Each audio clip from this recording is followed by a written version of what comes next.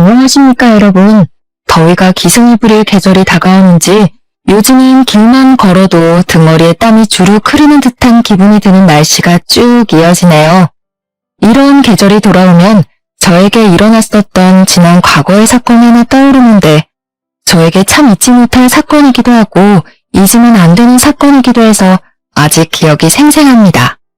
제가 이 익명의 공간을 찾아와 사연을 쓰게 된 것도 모두 그때 있었던 사건을 여러분들께 이야기하고 싶은 마음에서 시작된 것이랍니다.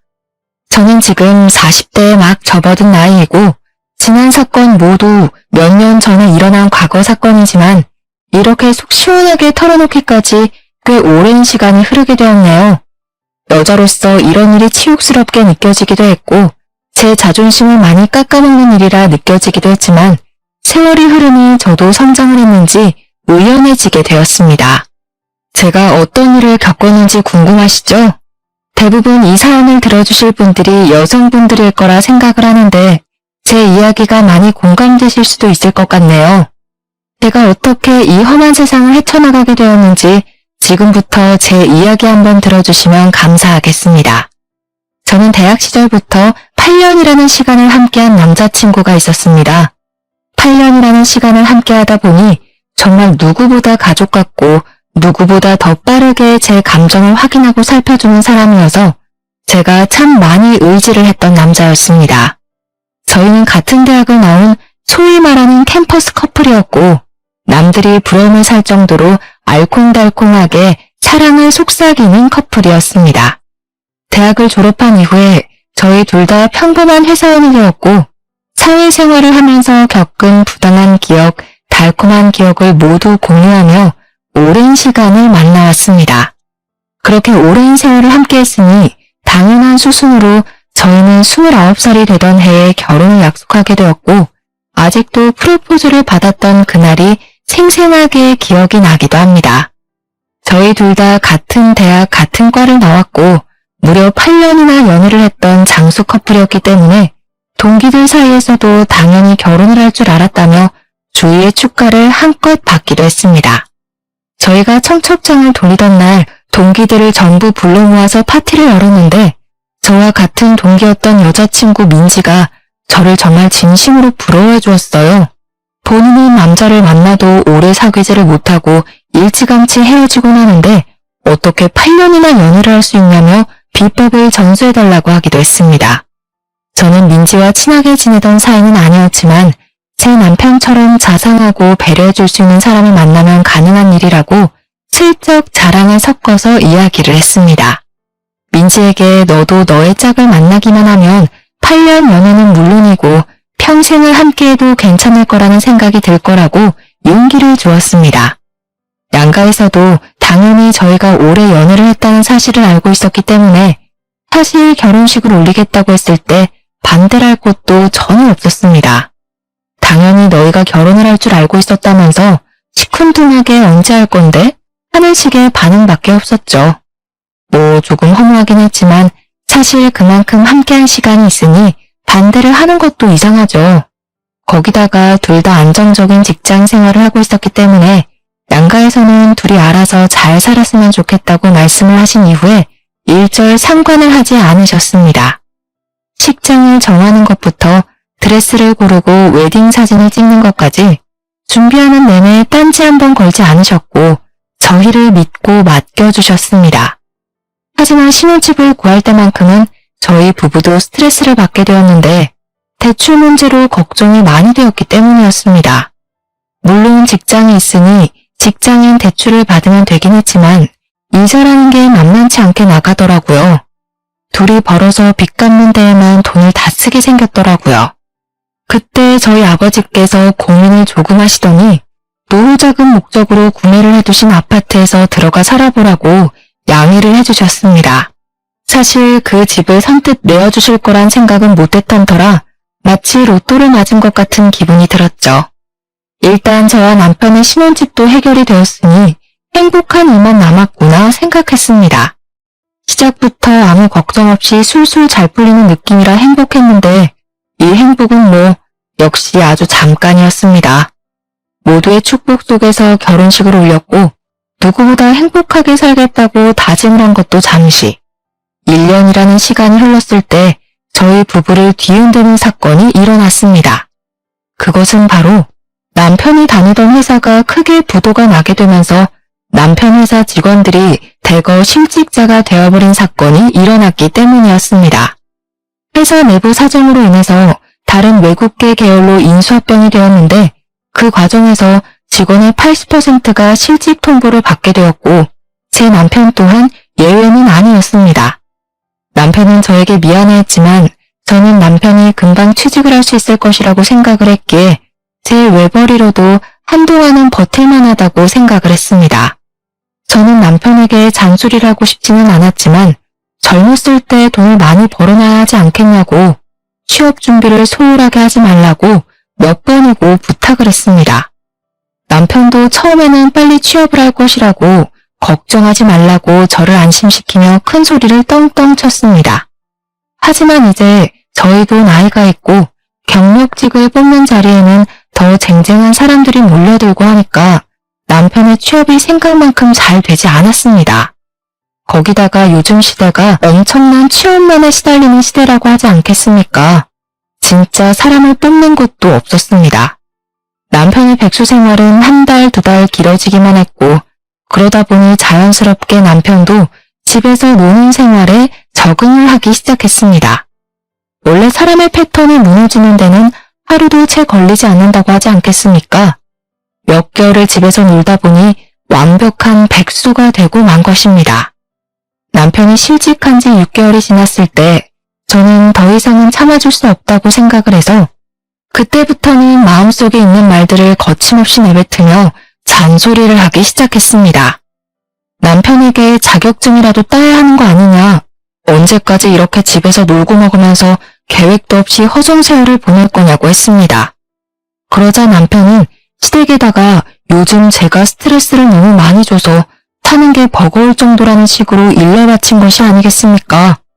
자기도 노력이라는 것을 나름 하고 있는데 와이프가 그걸 몰라준다면서 우는 소리를 한 거죠. 아니 휴대폰으로 아르바이트 사이트나 보고 있는 게 무슨 노력입니까?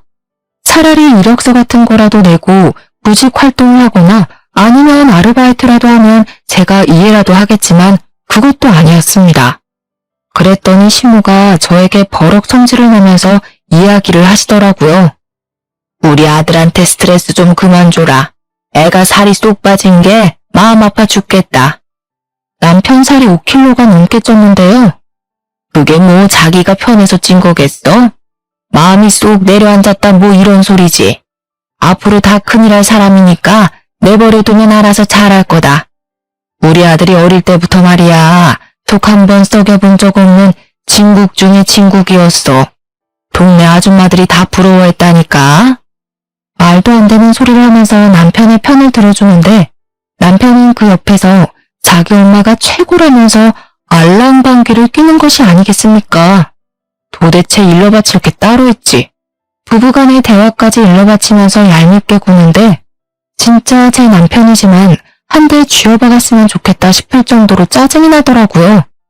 그 이후부터 제가 무슨 잔소리만 하면 시모한테 일러대는데 한두 번은 시모의 남편 편드는 이야기를 들을만 했지만 날이 가면 갈수록 그 정도가 심해지더라고요. 나중에는 시모가 저한테 해도 너무한다면서 남편이 피가 말라야 멈추겠냐고 소리를 버럭 지르는 게 아니겠습니까? 너 우리 아들이 우습니? 연애할 때는 고분고분하게 굴더니 결혼하고 나니까 왜 우리 아들을 못 잡아먹어서 한 달이야? 아니 어머님, 지금 결혼하고 1년 넘게 백수로 지내고 있는데 이건 말이 되나요? 예, 남자만 일하라는 법이 있니? 요즘 시대에 남자 여자가 어디 있어? 시모가 눈도 감고 귀도 닫아버리고 이야기를 하니 아예 말이 통하지가 않는데 진짜 이런 게 바로 아들 사랑인가 시짜짓인가 싶어서 저도 미치겠더라고요. 그러던 어느 날 대학 동기들과 모임을 가지게 되었는데 제가 결혼을 한 지 1년이 조금 넘은 상태니까 궁금한 게 많았는지 다들 눈이 반짝반짝 하더라고요.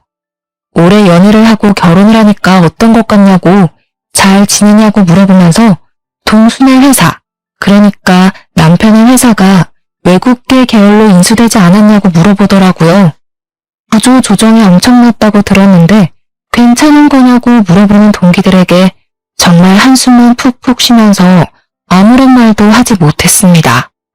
그랬더니 동기들도 제 표정을 보고 알만하다는 듯 아무 소리 못하고 눈치만 살피는데 오히려 그런 부분이 저를 더 좀먹게 만드는 것 같은 기분이 들었습니다. 동기들에게 양해를 구하고 오늘은 집에 일찍 들어가 보겠다고 말을 하며 일어나게 되었는데 애들이 약간 동정심이랑 망해서 기분 좋다는 표정이 섞여 있더라고요. 순간 느껴지는 적대감에 어이가 없어서 이런 것들을 친구라고 생각하고 지냈나 싶은 마음이 들고 참 말로 설명할 수 없는 기분이 들었습니다. 원래 남의 불행이 본인의 행복인 사람들이 덜어 존재하기는 하지만 오랜 시간 친했던 친구들이 그럴 줄은 몰랐으니까요. 아무튼 서둘러서 그 자리를 떠나는데 민지 기억하시죠? 저랑 같은 과를 나오기는 했지만 별로 친하지 않았던 그 친구가 저를 따라 나오더라고요. 수정아 하면서 제 이름을 부르더니 할 말이 있다고 하더니 민지가 창업을 했는데 액세서리를 파는 쇼핑몰을 오픈했다고 하는 게 아니겠습니까? 상황이 이런데 설마 물건을 사라고 하는 건가 싶어서 시큰둥하게 그래서 어쩌라는 식으로 물어보았더니 민지가 웃으면서 그러더라고요. 친구 좋다는 게 뭐야? 나 지금 택배 업무랑 잡일을 할 사람을 구하고 있는데 혹시 동수가 시간이 되면 우리 쇼핑몰에서 일할 생각 있냐고 물어봐 줄래? 그 순간 저는 민지의 등 뒤에서 새하얀 빛이 보이는 듯한 기분이 들었습니다. 한마디로 제 구세주나 다름없어 보였죠.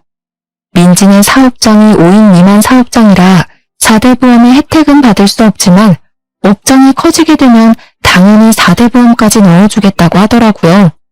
저한테 제가 동수 때문에 힘들어하는 게 너무 눈에 보인다고 남편에게 물어봐주고 하겠다고 하면 바로 출근시켜달라고 했습니다. 저는 집으로 달려와 민지가 했던 이야기를 남편에게 고스란히 전했고 4대 보험이 안 되는 것은 아쉽지만 나중에 해준다고 하더라 하면서 남편을 설득하기 시작했습니다. 언제까지 집에서 놀고 먹을 수만은 없지 않냐. 월급이 많은 편은 아니라도 그거 벌어오면 우리 살림에 훨씬 더 보탬이 될 거라고 남편을 꼬시기 시작했습니다. 남편이 귀가 솔깃한 건지 업장이 어디에 있냐고 물어보더라고요. 저는 민지에게 남편이 궁금해하는 모든 것을 물어봐주고 연결까지 시켜주게 되었습니다. 드디어 남편이 1년 3개월 만에 백수 생활을 청산하고 민지가 운영하는 액세서리 사업장에서 일을 하기 시작했습니다. 남편도 저랑 같은 학교 같은 과이니 민지를 알긴 알았지만 민지랑 친하게 지내던 사이는 아니었습니다. 물론 그건 저도 마찬가지였고요. 대학을 다니던 시절에 민지에게 추문 같은 것이 꽤 많았었는데 애가 여우다 남자를 밝힌다 이런 소문이 퍼져있기 때문이었습니다. 하지만 이제 저희 나이도 30이고 민지가 예쁘장하게 생긴 친구라서 질투심에 그런 소문이 더 붙었을 수도 있다고 생각을 했기에 별 신경을 쓰지 않았습니다. 왜냐면 그 잠깐 동안 민지가 저희 부부에게 보여준 진심이 너무나도 순수했기 때문이었습니다. 남편은 민지의 업장에서 꽤 빠르게 적응을 해 일을 해나가기 시작했고 대충 4개월쯤 흘렀을 때 뜬금없이 저에게 액세서리를 선물로 주는 센스를 보이기도 했습니다. 꽤 비싼 브랜드의 목걸이였는데 남편이 저를 위해 선물을 사왔다는 것도 그렇고 센스 있게 제가 좋아하는 디자인인 것도 그렇고 그냥 너무 예뻤습니다. 남편이 일을 시작한 이후부터 바빠지기는 했지만 오히려 부딪히는 시간이 줄어드니까 사이는 조금 더 좋아진 듯한 느낌이 들기도 했습니다. 남편이랑 함께하는 시간이 소중해지고 좋아져서 이번 일로 인해서 우리 부부의 사이가 더 돈독해졌다고 믿게 되었습니다. 몇 주 뒤에 여자 동기들이 밥이나 함께 하자며 저녁에 모이자고 해서 남편에게 민지도 이야기 전에 들었대? 하고 물어보니까 남편이 그러는 거예요. 민지가 친구들이랑 이상하게 잘 어울리지 못하는 것 같더라? 그 모임에 따로 초대받지 못했다고 하던데. 그래? 그러면 내가 민지한테 연락해서 같이 가자고 해봐야겠다. 저는 민지에게 바로 연락을 했고 같이 저녁 모임에 가자고 하니 너무 좋아하더라고요. 이렇게 순수한 친구를 왜 챙기지 않는 건지 다른 동기들에게 의문이 들었습니다. 아무튼 민지까지 불러서 여자 동기들 모임에 나가게 되었는데 아무래도 동기들 인식에 민지는 추문이 많이 따라붙은 친구이다 보니까 다들 꺼려하는 게 느껴지더라고요. 제가 나서서 오해를 풀어줘야겠다 싶어서 일부러 더 민지를 챙기기도 했고 30이 넘긴 나이가 되었으니 이제 그런 뜬소문은 잊어버리자고 했습니다. 민지랑 한참 이야기를 하고 있는데 민지가 덥다면서 셔츠 단추 하나를 풀더라고요. 근데 민지가 차고 온 목걸이 디자인이 너무나도 낯이 익은 겁니다. 남편이 저에게 선물을 해주었던 디자인과 똑같은 목걸이인 것이 아니겠습니까? 제가 빤히 쳐다보니까 그제야 제 목에 걸린 목걸이를 보더니 어색하게 웃으면서 같은 거네 하더라고요. 아, 나는 남편이 선물로 사줬어. 민지 네 덕분에 남편이 나한테 이런 선물도 다 한다. 아, 진짜? 나도 선물 받은 건데. 오연도 대박이다. 그날 분위기 좋게 잘 즐겼다고 생각하고 미련 없이 친구들과 인사를 하고 집으로 돌아오는데 동기 중에 한 명이 저에게 전화를 해서 받았습니다. 민지, 네가 데리고 나온 거라며? 우리 나이도 30인데 겉도는 동기들 하나하나 챙겨서 같이 놀면 좋지 뭐. 인맥이라는 게 어떻게 쓰이게 될지 모르잖아. 너 민지 소문은 알고 그러는 거야? 난 걔 좀 깨림칙해. 걔 대학 다닐 때도 말 많았잖아. 도대체 우리 나이가 몇 살인데 아직도 그런 걸 신경 쓰니? 수정이 네가 아무것도 모르네. 그거 뜬 소문 아니고 대학 다닐 때 캠퍼스 커플 브레이커로 엄청 유명했잖아. 나이 먹고서는 유부남이랑 불륜하다가 걸린 적도 있다던데. 정확한 사실인지는 알 수 없지만 그런 이야기를 듣고 나니 괜히 민지의 업장에 남편이 소개해준 것인가 하는 생각이 들면서 찝찝한 마음이 들었습니다. 여자의 촉이라는 게 진짜 대단하지 않습니까? 어쩐지 찝찝한 마음이 든다고 했더니 사건이 여기서부터 제대로 터지기 시작했습니다. 남편이 어느 날부터 계속 얼굴에 어두운 그림자가 드리우는 것이 아니겠습니까? 제가 남편이 수상한 행동에 참지 못하고 무슨 일이냐고 물어보았습니다. 사실 내가 그동안 말을 하지 못한 게 있는데 내가 용돈을 받은 거 모아서 주식 투자를 했는데 그게 진짜 초대박이 난 거야. 그래서 신이 나서 조금씩 돈을 모아서 투자를 했는데 투자금의 몇 배 이상의 돈이 불어나기 시작하는 거지. 그래서 내가 너무 신이 나서 그래서 내가 대출을 받아가지고 크게 투자를 한 번 했는데 그 회사 주식이 갑자기 고꾸라지면서 원금을 다 잃은 것도 모자라 대출 빚을 지고 말았어. 저는 그 말에 너무나도 충격을 받아서 한동안 정신을 차리지 못하고 멍한 상태로 남편의 얼굴을 바라보기만 했습니다. 저는 도저히 혼자 감당해낼 수 있는 수준이 아니라고 생각이 들어서 시댁에 이 이야기를 했는데 정말 시댁에서는 뻔뻔하게 나오는 게 아니겠습니까? 남자가 살면서 그런 실수도 한 번쯤은 할 수 있지. 너도 돈 벌고 있지 않니? 같이 벌어서 갚아나가면 얼마 안 걸릴 거다. 저희가 부모님의 노후자금이나 다름없는 아파트에 들어와 대출 없이 살기 시작한 이유가 돈을 모으기 위해서였는데 갑자기 여기서 예상치 못한 구멍이 뚫린 거죠. 저는 고민에 쌓여 결국에는 이자를 지불하는 게 더 손해라는 생각에 붓고 있는 적금을 끼겠다고 했더니 남편이 저에게 기가 막힌 묘수가 있다는 게 아니겠습니까? 저는 지푸라기라도 잡아야 한다는 심정으로 남편에게 묘수가 무엇이냐고 물어보았고 남편은 우리가 위장 이혼을 하면 된다고 말을 하더라고요. 저는 순간 제가 무슨 소리를 들은 건가 싶어서 뭘 하자고 하는 거냐고 다시 한번 되물어봤는데 남편이 위장 이혼이라고 대답을 하더라고요. 내가 주식 투자를 한 사람들끼리 모여있는 톡방에 들어가 있는데 거기서 지금 다들 위장 이혼을 한다고 난리래. 투자 손실 난 것만큼 어쨌든 갚아야 하는데 내 명의로 된 재산이라도 지켜야 하지 않겠나 뭐 이런 의미로 한다더라고. 남편의 말에도 일리가 있다는 생각이 들었습니다. 모든 재산을 제 명의로 돌려놓고 위장 이혼을 하면 남편이 파산 신청을 해도 안전하니까요. 물론 이런 일이 불법이라는 것을 알고는 있지만 정작 제 코가 석자인 마당에 물불 가릴 때가 아니지 않겠습니까? 거기다가 남편이 계속해서 저를 설득해오니 저도 혹하더라고요. 어차피 주소만 시댁으로 바꾸는 거고 같이 사는 거와 문제가 없다고 서류상으로만 이혼을 하자고 하더라고요.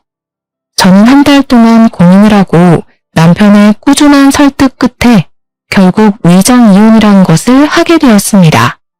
저희 부부는 서류상으로 협의이혼을 진행했고 아이가 없었기 때문에 한 달 만에 이혼이 성립되었습니다. 그런데 이혼을 마무리 지은 그날부터 남편이 정말 제 눈에도 보일 정도로 변하기 시작했습니다. 저는 급작스러운 변화에 상황 파악이 잘 되지 않을 정도였습니다. 분명 우리는 서류상으로만 이혼을 했음에도 불구하고 남편은 정말 저와 이혼을 한 사람처럼 굴기 시작한 것입니다. 시댁에서 잠을 자고 오겠다고 언제 빚쟁이가 찾아올지 모르니 시댁에 붙어있는 게 좋겠다는 변명을 일삼았습니다. 시댁에서는 저희의 위장 이혼을 몰랐거든요. 남편이 굳이 위장 이혼을 하는 마당에 양가에 알릴 필요가 있겠냐고 했던 터라 말을 하지 않았던 것이었습니다. 남편은 그 이후에도 이 핑계 저 핑계 댈 수 있는 모든 핑계는 다 대면서 집에도 안 들어오기 시작했습니다. 맨날 무슨 돈이 있어서 그렇게 술을 마시러 다니는 건지 전화를 해도 안 받기 일쑤였고 문자를 보내봐도 다음 날이나 되어서야 겨우겨우 연락이 도착했습니다. 남편이 허튼 짓을 하고 다닐 사람이 아니라는 걸 그간 만났던 세월로 잘 알고 있지만 연락이 잘 되지 않으니 너무나도 답답했습니다. 혹시 빚쟁이들에게 해코지를 당하고 있는 건 아닌지 저는 매일매일 불안한 생활을 하게 되었습니다. 하도 걱정이 되니까 민지에게 가끔 남편이 일을 잘하고 있는지에 대해 물어보았고 민지는 저에게 출근도 잘하고 있고 일도 잘하고 있다는 상투적인 답장을 보내주었습니다.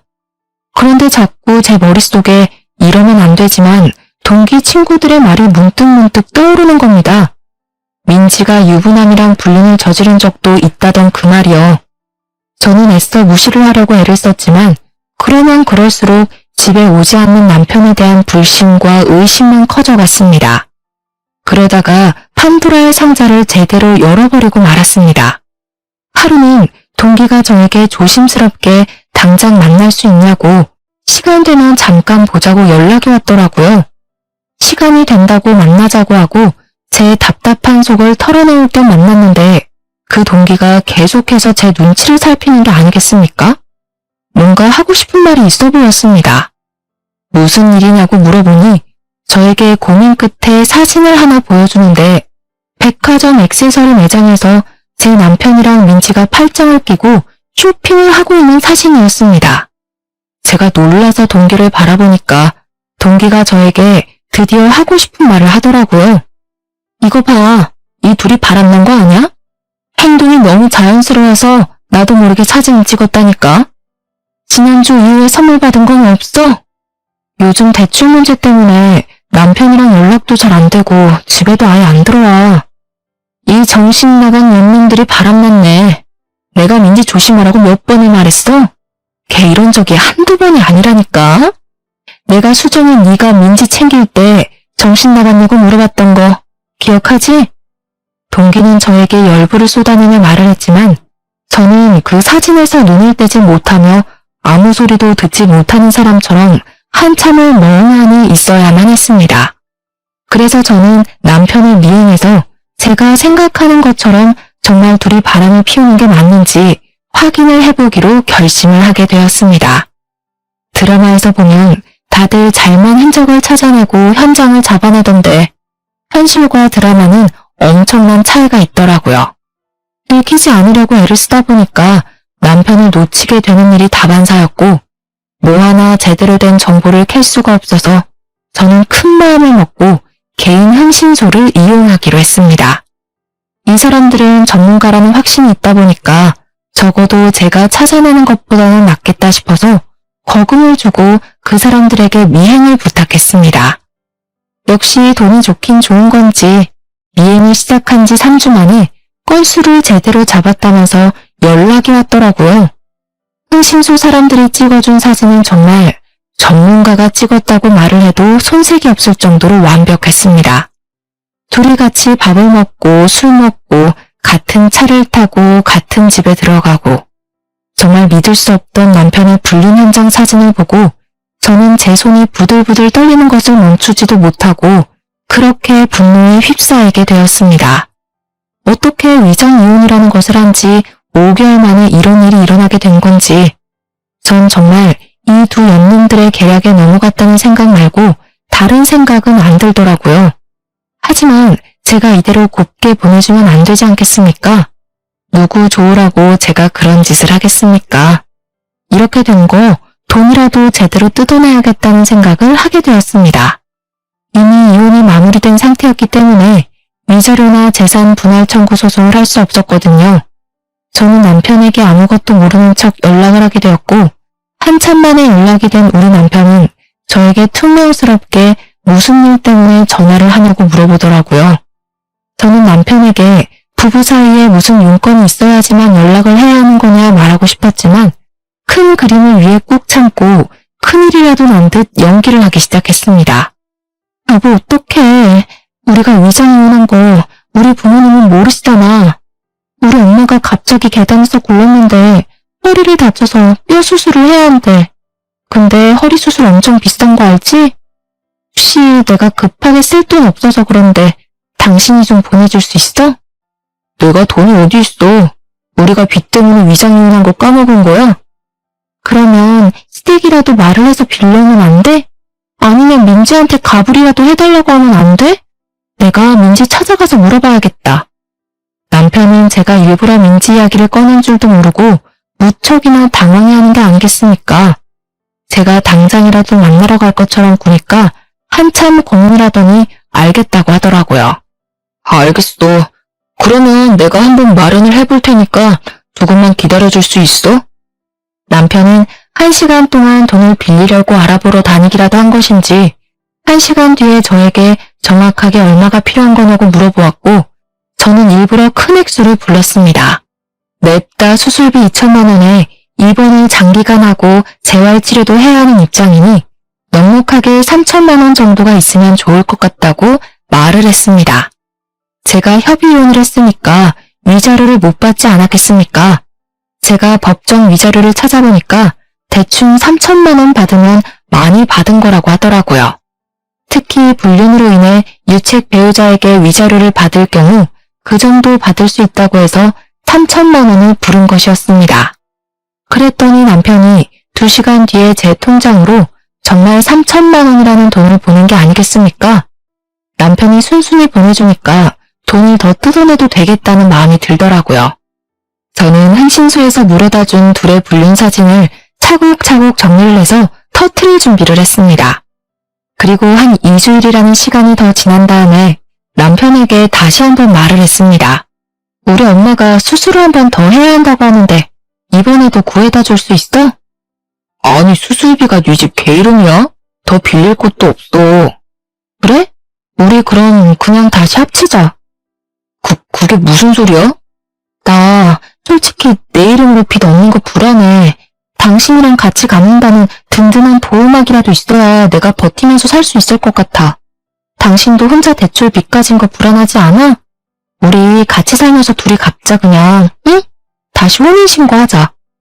저는 말도 안 되는 소리를 하면서 남편에게 혼인신고를 다시 하자고 졸랐습니다. 하지만 남편이 제 말을 들어줄 리가 없지 않겠습니까?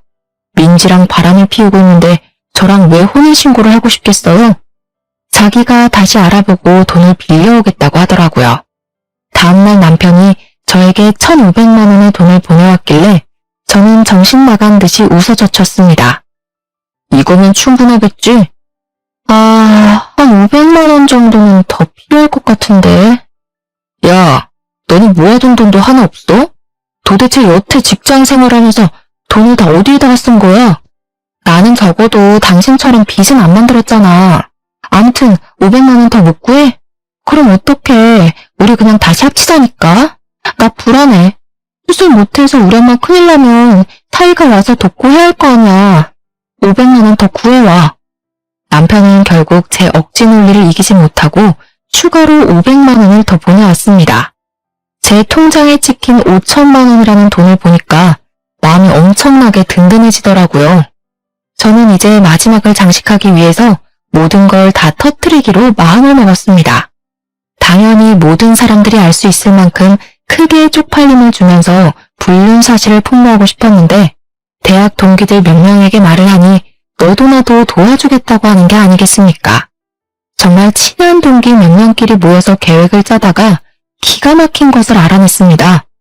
동문회 연말 모임이 코앞으로 다가왔다는 사실을 말입니다. 민지가 운영하는 액세서리 업장이 잘 되고 있는 상태였고 인터넷에 후기도 꽤 많이 올라오고 있는 중이었는데 이참에 이 사업장도 쫄딱 망하게 하고 싶었습니다. 저희들은 연말 모임에서 찌라시처럼 뿌릴 둘의 불륜 사진이랑 그동안 있었던 모든 일들을 정리해서 프린트물을 만들었고 만발의 준비를 해서 동문회 연말 모임에 참석했습니다. 그날 민지는 자랑스러운 동기상을 받기로 되어 있었는데 이게 사업이 잘 된 사람들이 허세를 떨듯 동문회에 기부를 하면 주는 상이거든요. 한마디로 나 돈 잘 번다 하고 자랑하면서 받는 상인데 저희는 민지가 상을 받으러 올라가는 타이밍을 노리기로 했습니다. 동문회 모임에서 따로 떨어져 앉아있긴 했지만 연신 눈빛을 주고받는 남편과 민지를 보면서 저는 피해 복수를 결심했습니다. 드디어 민지가 호명이 되어 상을 받으러 올라갔고 그 순간 저는 단상으로 성큼성큼 올라가 상을 수상하는 민지의 옆에서 프린트물을 뿌려댔습니다. 우리 여자 동기들은 각각 테이블을 돌면서 저 대신에 그 프린트물을 사람들에게 하나하나 전해주기 시작했습니다.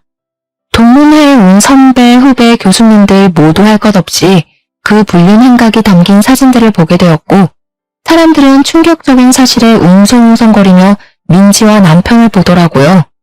아무래도 남편과 민지를 아는 사람들이 꽤 있었고 저랑 8년이라는 세월을 연애했다는 것도 대부분 알고 있었던 사람들이니 충격이 컸을 법도 했습니다.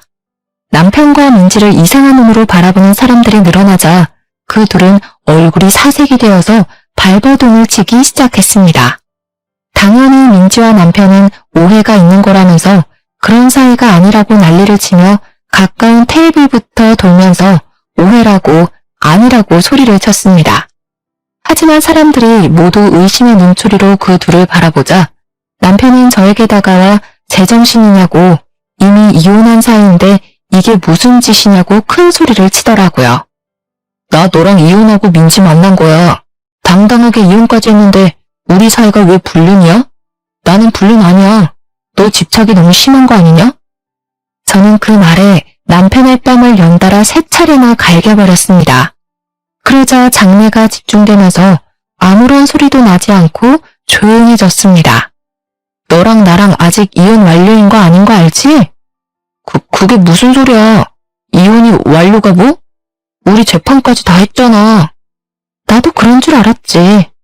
사실 저도 몰랐었던 사실인데 이혼을 하고 나면 이혼 확정 신고를 구청에다 제출을 해야 했습니다. 남편과 저는 둘 다 잘 모르고 대충 협의 이혼으로 위장 이혼을 했었죠. 구청에 가서 그 이혼 확정 신고라는 것을 남편과 같이 했어야 했는데 둘 다 그걸 몰라서 안 했던 것입니다. 시간이 지나고 나서 저에게 확정 신고를 하지 않았다고 벌금 고지서가 날아와서야 알게 된 사실이었습니다. 한마디로 서류상으로는 저희 부부가 아직 이혼이 되지 않았던 것이었습니다. 저는 이 사실을 마지막으로 밝히며 통쾌하게 깔깔거리면서 웃었고 남편과 민지는 사색이 되어서 입을 떡 벌린 채 한동안 말을 잇지 못하더라고요. 그럼 우리가 아직도 부부란 말이야 지금? 아쉽게도 우리가 아직 부부네? 이 증거들 모두 재판에서 유리하게 작용하겠지? 위자료나 단단히 준비해. 내가 너한테 준 장모님 수술비 있잖아. 그 돈이면 위자료 받은 셈 치고도 충분한 걸로 아는데 무슨 소리라는 거야. 그거 우리 엄마 수술비 준 거잖아. 부부 사이에 당연히 줄 수 있는 돈이지. 위자료는 번외편이니까 따로 준비하도록 해. 내가 대출받아서 5천만 원이나 해줬으면 그거 먹고 떨어지면 되지. 너는 우리 사이를 방해하고 싶니? 민지는 부들부들 떨면서 마치 제가 가해자라도 된 것처럼 포장을 하며 이야기를 하더라고요. 남편이 주식으로 인해 쫄딱 망해서 빚까지 있는 것도 모자라 민지까지 저에게 돈을 주려고 대출을 받았다고 이야기하는 게 어쩜 이리 고소하던지. 저는 민지와 남편에게 보란듯이 깔깔거리면서 너네가 빚을 졌던 어쨌든 내가 알 바는 아니라고 불륜 남녀의 비참한 최후라고 생각하라고 말을 하고 집으로 돌아왔습니다. 저는 저를 도와준 동기들에게 진심으로 고마움을 전했는데 동기들은 이대로 끝내기에는 아쉽다고 민지의 쇼핑몰에 테러를 하자고 하더라고요. 내가 SNS 스타인 거 알고 있지? 우리 딸 육아일기로 엄청난 팬들을 보유하고 있잖아. 자, 내가 SNS에 제대로 한번 올려줄게. 동기 친구 하나가 인터넷에서 영향력이 꽤 있는 유명인인데 쇼핑몰이 특정은 되나 누구인지는 아리송하게 SNS에 불륜 폭로 글을 올려주었습니다. 쇼핑몰 사장이랑 직원이랑 불륜 관계인데 그 직원 부인이 자기 절친이라고 글을 올려두니 정말 댓글이 정말 터지게 달리더라고요. 당연히 제 동기의 SNS를 구독하고 있는 사람들이 신상 정보를 하나둘 캐기 시작했고 곧 민지네 쇼핑몰에는 악성 댓글이 달리기 시작했습니다. 구매 후기에도 온통 불륜녀 투성이고 인터넷에 검색하면 자동 완성 기능에 땡땡 액세서리 불륜녀가 뜰 정도로 인터넷에서 화제가 되었습니다. 동문회 그 사건이 있었던 이후 딱 3개월이 지나서 민지네 쇼핑몰은 완전히 망해버리고 말았습니다. 저는 남편과 제대로 이혼을 다시 한번 하기 위해 이혼 소송을 걸게 되었고 위자료까지 받아내겠다는 일념으로 3천만 원을 청구했습니다. 남편이 이미 투자 실패로 인한 빚이 있고 민지도 저에게 5천만 원을 주느라 빚이 생긴 마당에 위자료 3천만 원까지 청구를 하니 시댁은 난리가 났습니다. 너네가 벌써 10수년을 함께한 사이인데 한 번만 눈 딱 감고 용서를 해줄 수는 없겠니? 우리 집안의 며느리는 너 하나뿐이다. 그동안 계속 저를 은근히 구박해온 시모가 깨갱하고 숙이면서 이야기를 하는데 고소한 마음이 들면서도 어이가 없더라고요. 저는 저 인간이랑 다시 합치고 뭐고 할 생각 전혀 없거든요. 돈이나 마련해 두세요. 민지와 남편도 저를 찾아와서 무릎을 꿇고 정말 사정사정을 했습니다. 사업장이 망한 데다가 갚아야 할 부자재 거래 대금도 있고 빚도 생겼다고 하면서 자기들이 사죄를 하겠다고 한 번만 용서를 해달라고 손이 발이 되게 빌었습니다. 저는 이참에 마지막 장식을 해야겠다는 아이디어가 떠올랐고 그들에게 물어보았습니다. 그럼 내가 너네 둘 헤어지라고 하면 헤어질 거야? 그러면 너네 둘이 서로 뺨 때리고 싸워봐. 그거 보고 내가 속이 풀리면 위자료 청구는 취소할게.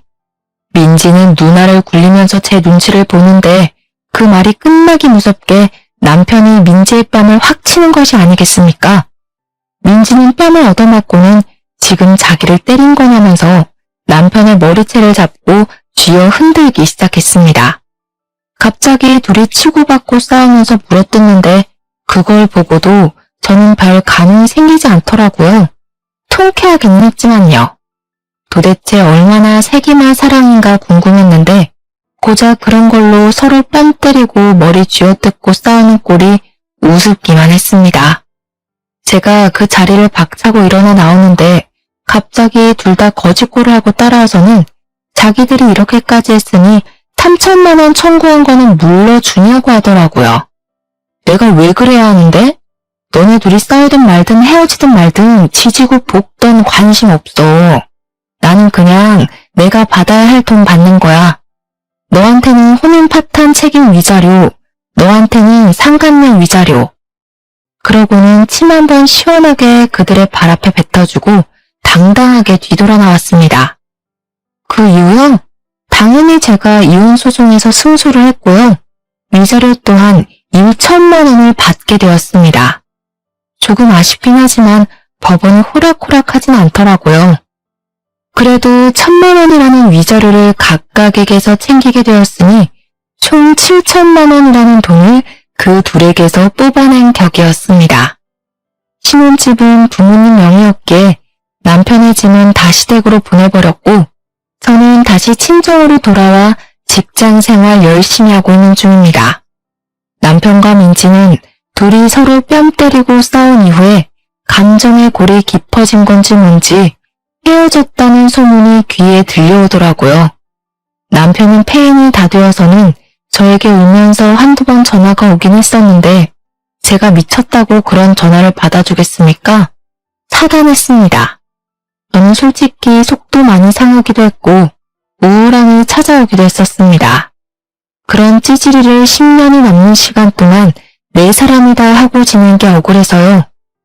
이 마음을 훌훌 털기 위해서 저는 마음치료소에서 상담을 받기도 하고 새로운 취미를 하나 가져보라고 해서 테니스까지 시작을 했습니다. 몸을 안 쓰다가 쓰려고 하니까 삐걱거리기도 하고 멍도 들고 힘이 들긴 한데 운동하면 막 아드레날린이 샘솟는 기분이더라고요. 우리 부모님께서도 저에게 고생 많았다고 잘 대처한 거라고 해주셔서 지금은 진짜 마음 다 털고 행복한 생각만 하면서 살고 있습니다. 몇 년이 지난 지금 저는 여전히 대학 동기들과 잘 지내고 있고 남편이랑 민지는 얼굴도 들이밀지 못하고 쥐 죽은 듯이 산다고 하더라고요.